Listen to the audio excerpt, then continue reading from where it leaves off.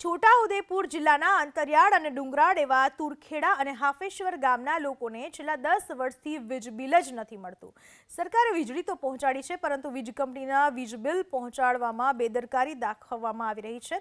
વિસ્તાર ખૂબ જ અંતરિયાળ અને રસ્તા વિહોણા હોવાને લીધે વીજ કંપનીના કોઈ કર્મચારી વીજ બિલ બનાવવા આવતું જ નથી એવો ગ્રામજનોનો આરોપ છે। બંને ગામોમાં રહેતા 300 પરિવારો ચિંતામાં એટલે છે કે એક સાથે જો મોટું બિલ આવશે તો ભરાશે કેવી રીતે?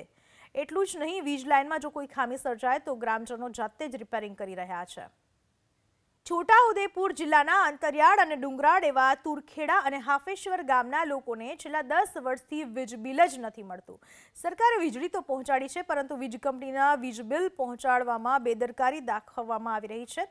વિસ્તાર ખૂબ જ અંતરિયાળ અને રસ્તા વિહોણા હોવાને લીધે વીજ કંપનીના કોઈ કર્મચારી વીજ બિલ બનાવવા આવતું જ નથી એવો ગ્રામજનોનો આરોપ છે। બંને ગામોમાં રહેતા 300 પરિવારો ચિંતામાં એટલે છે કે એક સાથે જો મોટું બિલ આવશે તો ભરાશે કેવી રીતે?